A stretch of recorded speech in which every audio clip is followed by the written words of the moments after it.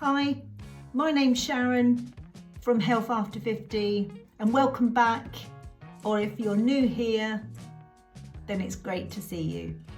So we had our very first viewing last week, and when the feedback came in, I realised something really important. Buyers don't see your memories, they see something completely different. They walk through your space, they're not seeing all the fun Christmases you've had. They're not seeing all the groups of children with all their sleepovers over the years. They're not seeing the rainy Easter egg hunts that you have in your house because outside has been pouring with rain. And this is an old house with lots of nooks and crannies. You can hide Easter eggs in really good places. They don't see all the birthday parties, all the fun Christmases. They're just imagining whether they could actually live here. So without further ado, let's jump straight in to the video.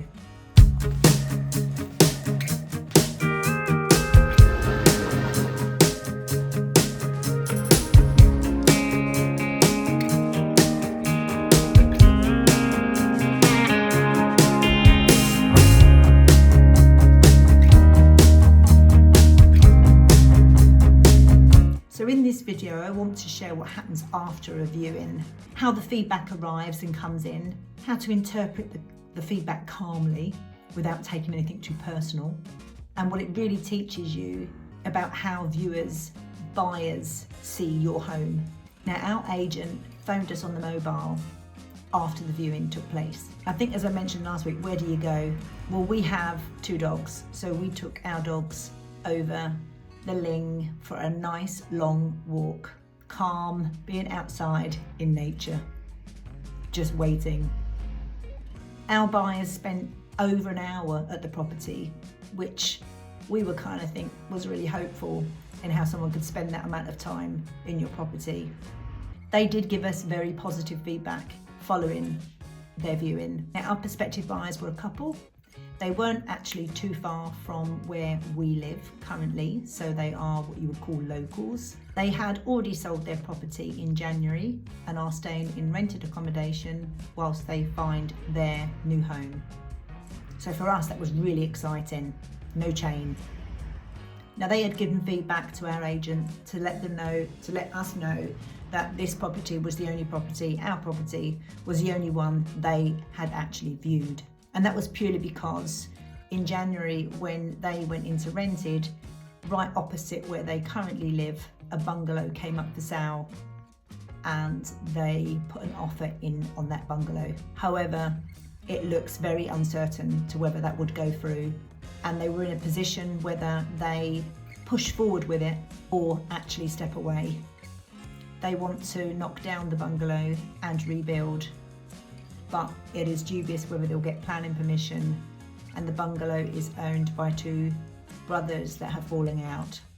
So they are in a situation where they're not quite sure whether to continue or pull out. What really stood out is that they loved our home and said it was ideal, which was reassuring to us, but also a reminder of how much your circumstances are beyond your control. Now, we've got another visit booked with our agent and his colleague for this week, and that really is for a general update on progress. That part of it's been really interesting to find out what goes on behind the scenes once you go live. They've already adjusted the lead images on our listing, and that's just to make sure that the first impressions are strong at all times. Our property has been a premium listing since it first came on the market, which is 3 weeks now. So that's seen as extra visibility in the first few days and beyond. It's also been shared across their social media accounts, also on their bespoke page, with more social media planned, more content planned over the next few days. They're preparing a blog feature, which again will be used across all social media platforms. And this ensures the property gets introduced to new viewers all of the time. They also have a list of 100 buyers that are seeking properties like ours. So they actually send our property details out to those 100, and then they follow those up. So that's interesting. And by the end of this week, they are planning to introduce a restricted tour Now that's a virtual tour, so only serious qualified buyers would have access to that. That just helps create another layer of interest, and it helps with control, with the agents knowing who's clicking on the virtual tour, and it leaves a trail for them to be able to contact. Seeing all these measures really helped me to understand that it's not just your photos that go onto a portal, it's all the work behind the scenes that goes on that we possibly would never get to see. What this week has taught me is that once your property goes live, the progress doesn't stop, it's actually when it starts. So much goes on behind the scenes that maybe the seller just doesn't get to see. So, in the 3 weeks we've had one viewing. Should we have had more? What do you think? Adjustments to images have been made and shuffled around, keeping it fresh. Social media exposure across all platforms. Buyer follow-ups taking place. Different levels and layers of marketing, which keeps your property visible and new at all times and active.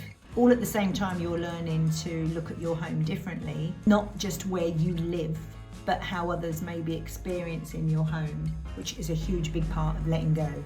So in the next episode of this series, I'll update you with what's starting to happen next. What, if any, other feedback comes in with regards to all these measures? How many clicks we're getting?